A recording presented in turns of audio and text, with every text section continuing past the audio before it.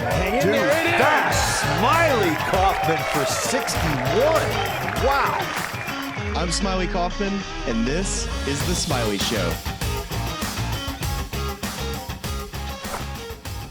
Welcome back to The Smylie Show. Of course, a special edition of The Smylie Show, a journal entry for day one of the 4-day President's Cup. I am Charlie Hulme, just fresh off the course for Hope Valley Men's League. Really tragic, rain out. Was looking forward to bringing you a score update there. I feel like a wet dog right now.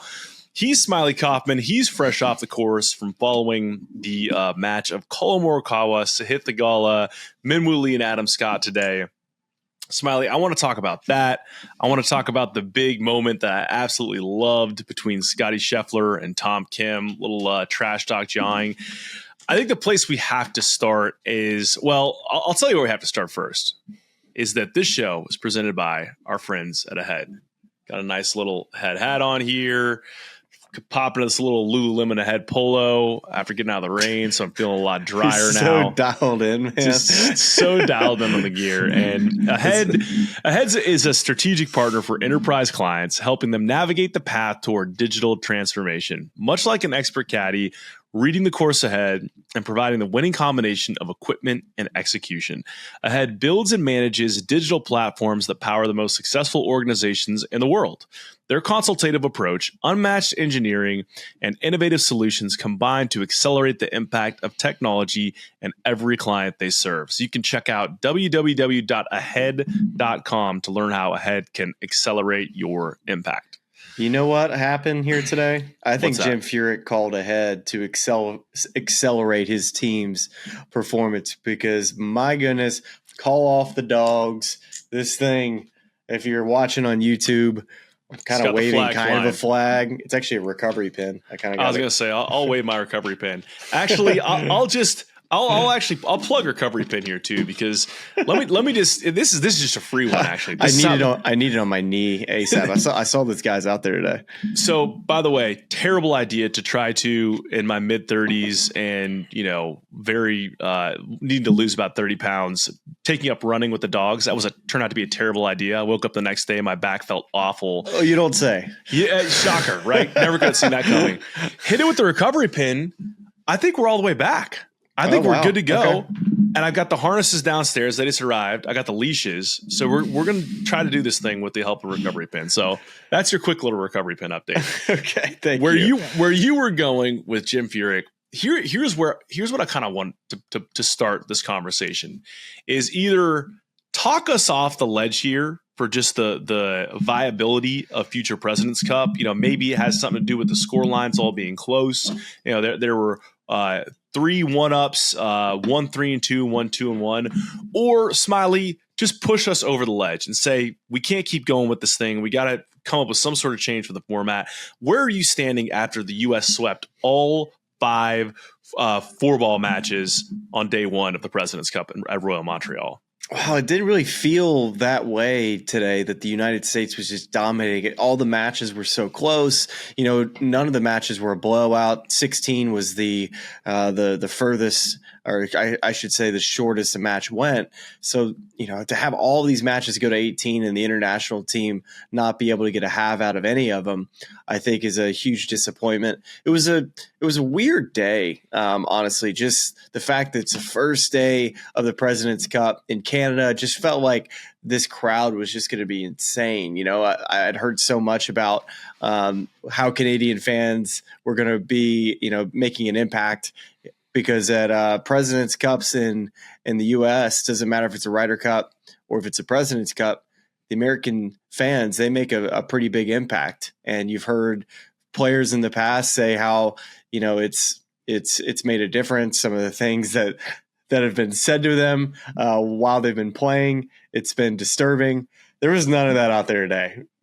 And honestly, it felt like I was just at a very, very nice, just pleasant day of golf and just a lot of fun golf watchers. And somebody needs to go fire up the Canadian fans before the round tomorrow, because it was so just the energy wasn't there. The only energy really in the entire day was in that match for just a little bit with Tom Kim and Scottie Scheffler, which was great. Love that. I love the back and forth, but there just wasn't a ton of hold putts today. I think Keegan Bradley was one of the few guys to make a bunch of putts. The greens are subtle. Saw a ton of lip outs in my group, but am I ready to wave off or just call off the President's Cup this year? 5 points is a lot. When we're talking about 15 is all you need I guess 15 and a half would be enough. I guess 15, since they have the cup, that would be enough to retain it. So 10 more points from there just doesn't seem like it's that challenging for the United States. So yeah, I would say if the international team somehow won this, it would be a miracle. But I don't know. It just seemed like this was going to be the year. And unfortunately, this is the worst nightmare type of situation. Where do you think it went wrong for the internationals? Because to your point, if you look at 5-0, it looks like a complete blowout. But there was red and yellow switching back all day long in a number of different matches. Nothing was really truly out of hand, except for that the Scheffler and Henley, after Tom Kim kind of fired them up, they ran away with it and ended up winning 3-2. But was it just you noted putts not being made. I think, there were some balls in certain groups that were deposited in some hazards, some penalty areas and very crucial moments where they needed to kind of find a fairway and keep the match alive. Was there any key thing that you saw that was like, this is what the internationals did poorly today? Or was it just kind of a tough luck match play day for all, 10 guys out there? Well, I can really speak to my match in particular, the match 2. And that was between Collin Morikawa and Sahith Theegala. They were playing Adam Scott and Minwoo Lee. The Friends of the Show match. Amazing. Friends of the Show match. So that was an interesting match, right? My expectations were that it would go to 18. It did go to 18. But the match, man, it was dominated by Collin Morikawa and at times Adam Scott. To me, Theegala and especially Minwoo at times, they just weren't able to, just find that one moment today. Theegala had more moments than Minwoo did, especially at 18, making a birdie, securing a full point for their team. But Collin was just a machine today. Absolute machine. Fairways, greens, made some putts. He actually, that match could have really gone the United States way with how well he was hitting it in the middle of the round and not making anything. But I said this on the broadcast, was on the 12th hole, par 5. Adam Scott drives it off right, lays it up to 100 yards. Collin Morikawa hits it on the green with a 5-wood. So you assume they're going to make a birdie. And it's a hole that you just got to make a birdie on. And Minwoo had – hold on, I got my sheet. Well, it's over here somewhere. He had like 200 yards, winds down off the left, and he hit 7-iron. And you just can't miss short left. And he hits it short left. And it just to me was the moment in the match of, Adam at that point, anytime the team needed to keep the momentum in the match, Adam was right there. Now, Adam did miss some very, very crucial putts in this match, but he also hit the really nice shots to give him those opportunities where Min really never gave himself the opportunities to have those moments. Adam just misread, I'd say 3 putts inside of 10 feet that he should have made, but so did Collin. So both of those two were hitting great iron shots and not making putts, where Theegala and Minwoo were just kind of 30 feet, put it up there, grab their par and go. And that match really just, after that point, once he made par, they win that hole. And then Adam Scott misses a pretty close birdie putt at 14. To me, they just slammed the door shot with just really good shot iron play. And I think Theegala is going to have a really nice rest of the President's Cup because he looked really good tee to green. Just needs to be a little bit better with the putter. And I think he will be. But that first day's tough. I can't imagine being a rookie. But you got to be happy with how he finished it off, making a birdie at 18 to win the match. And this was actually interesting. So I was thinking in my head, because we were talking about going up to the green, that Collin Morikawa should let Theegala putt his 2.5 footer. And then I'm going in my brain and thinking, I don't think Theegala's had a ball end up in the bottom of the cup today. Yes. I heard you discuss this with Brad Paxson. Like he's like, either whether it was a conceded putt or a wag putt that it was given or just picking up a coin. But never, ever have I ever played in a fourball where I haven't had a ball end up in the bottom of the cup. So I was thinking to myself, like, if he misses it, it's because he has literally not seen a ball go in the cup today. I thought that was kind of interesting. Yeah, super interesting. And just looking at their scorecard, you can just see how heavily they relied on Morikawa for large stretches of that match. Where do you think, like, if you are Mike Weir, what sort of changes are you dialing up? Because who'd you leave on your bench? You left Mackenzie Hughes on your bench, who also had a nice little he chugged a Stella the first tee. Nice to see him kind of try to get the crowd fired up. That honestly is it should have been a Labatt's. If it was a Labatt's, they might be in a better spot. That's a day 2 thing. Once like it's close, Yes. A day 1's a risky play because now it's a meme, right? Because if you're 0-5, it's like boom, like. Or maybe he comes out with like a beer hat tomorrow. He's got like 2 of them. And he's got the straws and he just takes them down real quick. Anything to help the team. So I mean, you have him, you have Siwoo Kim you can use. Honestly, I'm surprised Siwoo didn't play day 1. I'm surprised Mackenzie and Siwoo didn't play today. The reason why, especially for Siwoo, he's a fantastic ball striker, somebody that had a very nice President's Cup the last go around.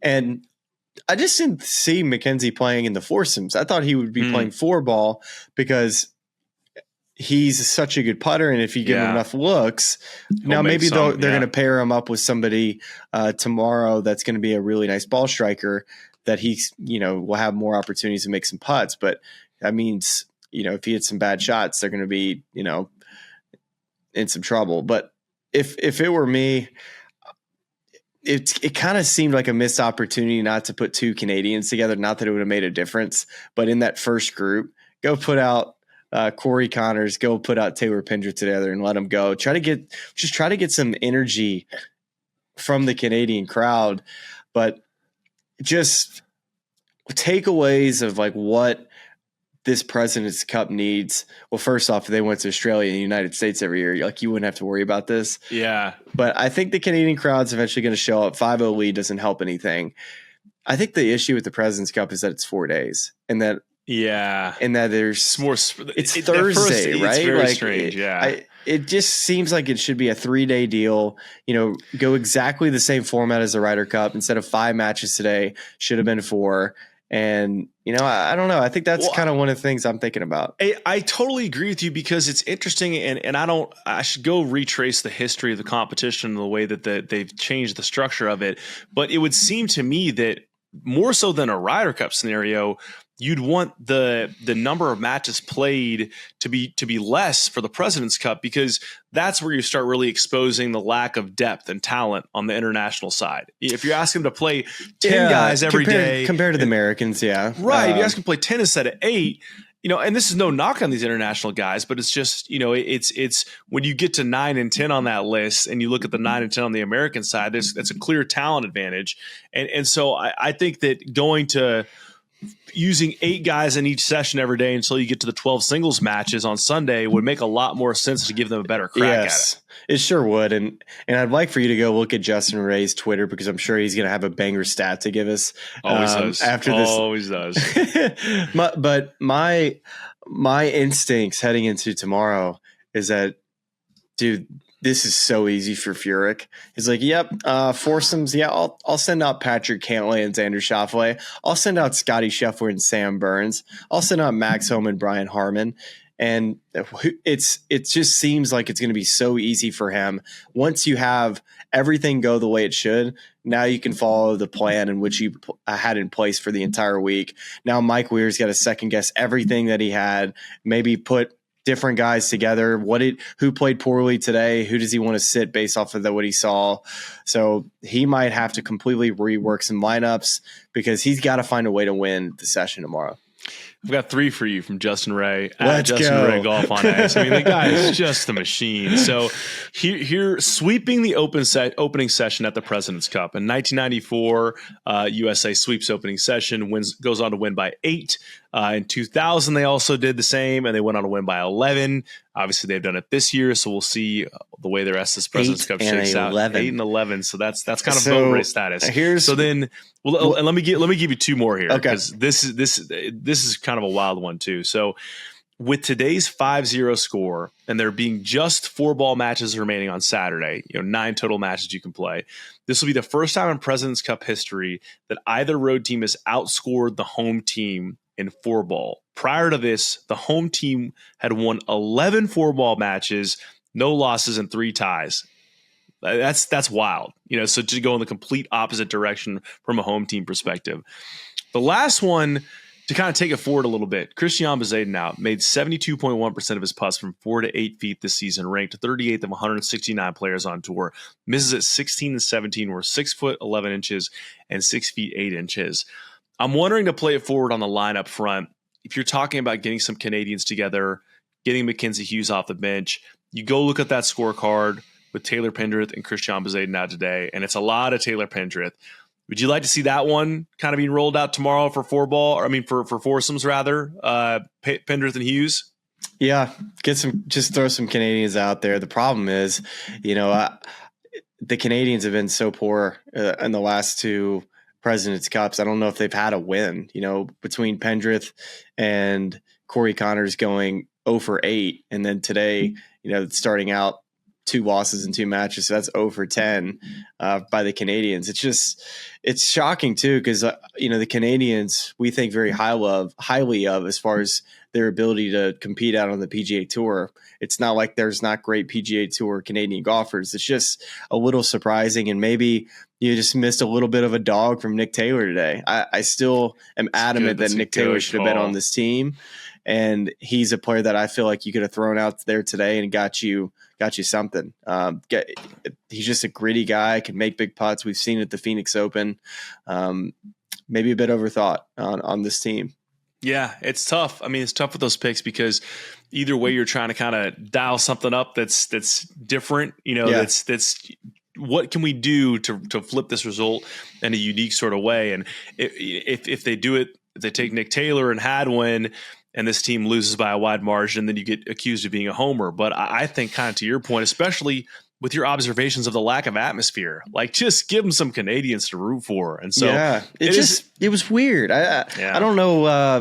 I don't know about Canada on what, which like area of Canada is got the best fans. I'm not one to say like, hey, this is the NHL hardest places to play in Canada, because these fans are crazy. I don't know if Montreal Canadian fans are considered to be, on the crazy side. I'd imagine the Toronto Maple Leafs maybe would have crazier fans. I'm just throwing it out here. Edmonton Oilers maybe. I feel like the Edmonton Oilers fans are nuts. We need to have somebody comment here below to let us give us a tiered list of Winnipeg, Edmonton, Vancouver. Give us top to bottom. Calgary Flames as well. Yeah, there you go. Look at us. We're low key hockey guys. Maybe we might be hockey guys. I've laid a bet or 2 on the NHL in my day. Have I taken a Calgary and a Winnipeg over in my day. Love to see the Jets back in Winnipeg after however many years it's been. That's really good stuff. We used to have lunches, or when we finish up play, and if I'm ever sitting next to Graham Dillette back on when I was on tour, and then be like, hey, how's Calgary look? He's like, yeah, I'll just keep betting their overs, man. Just keep betting their overs. And so I'll just keep betting the overs, and it did pretty well. Great. Well, drop your best NHL picks in the comments, and what the Rowdies they hadn't fan started base. Yet. All right. Yeah, Rowdies fan base. Yeah, just all the above. You just talk a little hockey with us in the comments, because if you're a Canadian right now, you probably don't want to talk a ton of golf. So our condolences there. Tough scene. Golly, just a nightmare start, not only for the international team and Mike Weir, but for TV as well. We wanted this thing to be tight. Needed this to be a little closer for some intrigue. The one part of this today that was very intriguing, and that to me, I saw this and I said, ooh, this might give us a little bit of juice for the rest of the President's Cup. And I don't know if we're going to have any more moments like this now that the scoreline is 5-0, but 7th hole of the Scheffler Henley M. Kim match. Tom Kim makes a lengthy birdie putt, gives a little let's go, a little chest bump, firing up the crowd. Scottie takes a little exception to that. He makes his birdie putt, and as it's trickling into the hole, says, "What about that?" I think that was his quote. "What about that?" And then said, I think, "No" after that, or just something to the crowd. You're hearing some little smattering of boos. Tom Kim acknowledging that a little bit. And the next hole, the par 4 8th, Tom rolls in a long birdie putt. Again, kind of gets the crowd going. And then Scottie Scheffler walks up to the hole, kind of blocks him from the hole, takes the ball to the hole and hands it to him behind him without even making eye contact. And then apparently Sungjae Im and Tom Kim, step back. Both Henley and Scottie Scheffler have birdie attempts remaining. And Camilo Villegas says, "Hey, guys, we're just going to go over to the 9th tee." Which isn't close, by the way. Not close, like 60 yards away is what they said on the broadcast. So then both Henley and Scheffler missed those putts and lose the hole. Apparently, Kevin Kisner took a little exception to that move from Villegas and had some words with him after the fact.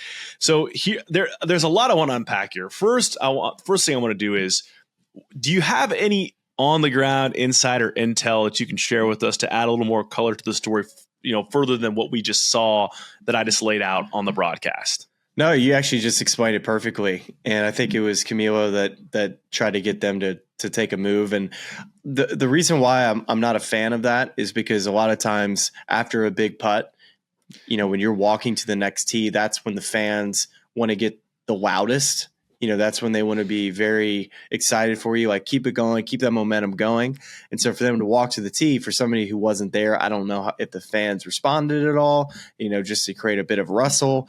But it's always just polite as if there's something that happened to come up, especially, it was a must make putt, so it didn't matter for them to see the next one.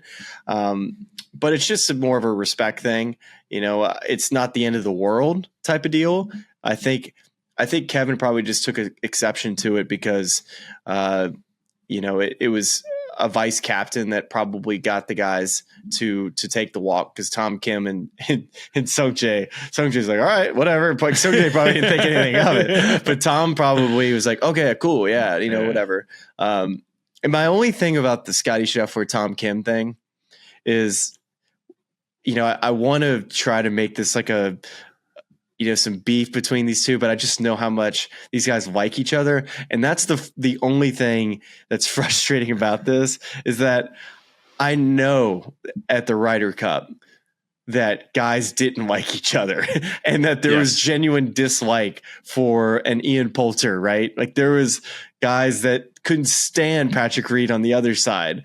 And so that's kind of why I think the Ryder Cup, it definitely sings more, is because you feel the intensity that these guys don't like each other. Now, some obviously get along, but there's few that don't. In the President's Cup, it just doesn't. I like guys like Tom pushing the needle and even Camilo trying to get just some gamesmanship and what I consider to be a tournament that needs a little bit of Sergio Garcia, Seve Ballesteros type of, just things that used to just piss off the Americans. I think you hit the nail on the head right there, because Scottie was asked about this after winning the match, and he said, essentially, I would have done the exact same thing. Right? Like, we were playing a Wolf game back home in Dallas. I would have done the exact same thing. And I think in some ways they were probably trying to bring a little energy to a match where, I loved it. Like, I think that's, for a competition like this, I'd say it this way. It's tough to kind of place your finger on why this doesn't have as much juice as a Ryder Cup. There are obvious things like, the lack of history in the competition and the lack of competition, itself, and the internationals only winning once and tying once, and the Americans winning every other one of those.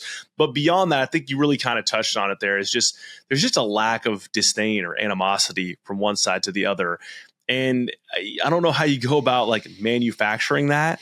That's a good question. Yeah. I think if I were Mike Weir in this team room tonight and the vice captains, I think one of the things that they have to think about is like, okay, we need to get our pairings right for tomorrow. That's first and foremost. Mm-hmm. The second thing I would think about is like, man, we didn't really have the energy from the crowd. How can we, as vice captains and captains, do a better job of pumping up the crowd to try to get momentum? Because there's nothing better than for an away team to come into a quiet stadium.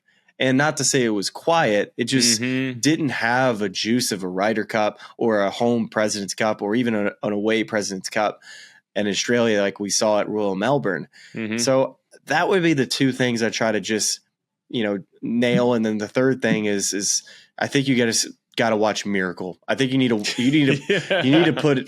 pull out all the DVDs of Say It Ain't So, Rocky, Angels in the Outfield, maybe. Angels in the Outfield wouldn't be a bad shout. They could use a little bit of that magic right now. I think they need to order Uber Eats. Oh yeah, poutine, a lot of poutine. Maybe we'll leave tweeting about poutine. Big win for me. They all need to huddle up and just get some popcorn, get some food. Yep. And really just dive into Miracle and all those other classics that you mentioned, because those are the three things I think they have to do to try to get this thing right tomorrow. They cannot lose the session. Yeah. They cannot get dominated in the session. Movie night. Maybe Sandlot. Maybe is there like a large dog in Montreal they can borrow to get a little magic going? Maybe steal the American golf balls. No, I think it's to continue that original thought a little bit further. You almost got to get a little bit pissed off. Like, that's what I like about the Villegas move is like, he's trying to create a little bit of energy or a little bit of, head to head animosity a little bit there. It's just a real shame that the person that he needled in the process is like probably the most competitive guy out there in Scottie Scheffler. And I think that's a risky run. It's like, you can do stuff to kind of get your guys fired up and take a little pride and kind of dislike the other side a little bit, but you run the risk of motivating the Americans who are going to take a slight to that, and then they're going to go out and play great golf the way that Scottie did and make some putts. So how about my boy Scottie and Russell? That was the pairing I wanted to see, and it's a great call. Maybe I'm a future vice captain if I'm coming up with what Jim is thinking. I mean, who's to say that I don't have capabilities of tweeting out on the golf course like my boy Kiz. I mean, you have a colleague that's a team manager, John Wood. So, I mean, I feel like you're in line for, and Kisner, another colleague of yours, vice captain. I'd love to be a water boy. Yeah, one of those things one day. Maybe I can be like, I've got all the gear now, so maybe I can be assistant to the vice captain. I could come as your assistant, and then that way I'm like, you guys don't have to pay for gear. I'm already ready to go. So I like this. Well, I'm interested for tomorrow to see what happens. Do we have pairings out? I know it's 6:44 as we're doing this now. I imagine the pairings should be out any minute. If not, we can. Oh, here we go. You got them right here? Yeah. I'll breaking news. It's not breaking for anyone else out there. All right. 1:05 p.m. Patrick Cantlay, Xander Schauffele playing Hideki and Sung J.M. Okay. Next pairing we're going to send out is Sahith Theegala and Colin Morikawa. They're going to play Adam Scott and Taylor Pendrith. Okay, interesting. So Scott and Pendrith, so not going Canadians there. Looking through this right now, Min Woo Lee's not playing tomorrow. So Max Homa and Brian Harman in the next match playing Seabez and Jason Day. Okay. Wyndham Clark and Tony Finau at 147 playing Corey Connors and Mackenzie Hughes. There's your Canadian team. There's your Canadian team. And then in the anchor match, Scottie Scheffler and Russell Henley, we're going to run that back. And they're going to play Siwoo Kim and Ben An. So quick takeaways in this is that Keegan Bradley is going to be sitting for the American team. And let's see, Sam Burns is going to be sitting for the American team. So that's a little surprising. I thought we might see Sam being played with Scottie Scheffler, but they must have really loved what they saw from Henley today. So I assume we'll see maybe Sam do a double session on Saturday. On the other side, already mentioned Min Woo Lee not playing. Seabez, the other one? Nope, Seabez is playing, which I was a little surprised by that. Tom Kim's not playing. Oh, wow. That's a little surprising The one guy that gave you juice. That's I don't understand that at all. Unless you were like upset somehow by what he did. But I mean, the thing is like I'm not being disrespectful. You have a limited amount of like top 20 in the world star power on that team. So like you need those guys to play as many sessions as you possibly can. And, maybe you got to rest Tom Kim somewhere, but that doesn't make any sense to me. Go down 5-0 and the one guy that can give you an emotional spark, you bench him. I don't get that. I just think he's so good in foursomes. They must just have these pairings. And to me, this looks like pairings that weren't changed. I don't think there was any adjustment to their pairings, which to me, that's a mistake. I think that Tom Kim should be playing. I don't know exactly from this team who you would take out. I would like to see some strokes gained statistics to kind of see like who really struggled from the international team. My guess would be Seabez would be the one guy I would say like put Tom Kim with Jason Day. I think that would give Jason Day a bit of a spark just going with somebody that's going to bring that energy. Yeah. Corey Connors and Mackenzie Hughes will be, I think, a really good fourball team now to think about just how sharp Corey can be with his irons. I imagine that Corey will play on the odds, Mackenzie on the evens. We'll see. I think that could come down to how Mackenzie drives it on the backside with some of those really tough drivable, not drivable holes, I should say, but trouble up the left. He's got to get up there and hit some good tee balls. But again, I look at this and think, man, it's going to be tough for the international team tomorrow. It's going to be tough. And sneaky Russell Henley, this is how you get your name in the hat for future competitions as a guy that is, I'll say it this way. Hitch your wagon to Scottie. Let's go, baby. If you are the guy that gets Scottie Scheffler playing good match play golf and stuff like this, you're definitely going to get a look for the Ryder Cup next year, no matter where you're on that points list. So it's a pretty good little gig Russell's got this week. Yep. So that the big swing match in this to me is Max Homa, Brian Harmon versus Seabez and Jason Day. That just it seems like a match that the internationals need to try to steal. For those two guys not playing yesterday, can they go steal that match? Can Adam Scott and Taylor Pendrith find something there with Pendrith's length and Hideki and Sung J M? That to me is a really formidable pairing to go try to tackle Cantlay and Scheffler, but that's a challenge. Well, there you got it. They're the pairings, the matches for tomorrow. Going to be an uphill battle for the internationals. We've laid out the reasons why here. So let's just all cross our fingers and hope we get a little more entertainment for your sake, Smylie, on the TV side, and just for the sake of this competition in general. We need a little bit of a bounce back. Who knows? Maybe this is the year the internationals figure out alt shot. That'd be a nice little plot twist that we could look. It definitely would be. And just the American side of Tom Kim not playing. Keegan Bradley seemed like he had a really good day. Putted really well. Putted great. Big moment on 18. A little surprised that maybe he's not playing with Tony Finau and that Wyndham was sitting. Yeah. Tony is sitting. I think they were combined 9 under, I want to say. A little surprised. Surprised he's not going out again. But we'll see him in the afternoon. Or we will. Not the afternoon. We'll see him on Saturday morning. Yeah, nice long break for him. So, well, we appreciate you tuning in for today's journal. We'll, of course, be back after play tomorrow in the foursomes format with more breakdown of what happens in session 2 of the President's Cup. We appreciate you watching and listening. We'll talk to you then. I listen to this podcast. It's really cool. And all of our local fans and subscribers, but make sure you like and subscribe. It's cool to see what you guys are doing. I know golf fans appreciate it, but we do too, so please keep it up. For all the good people of YouTube, like and subscribe. You guys have some good takes, so I'm happy to come on and shoot the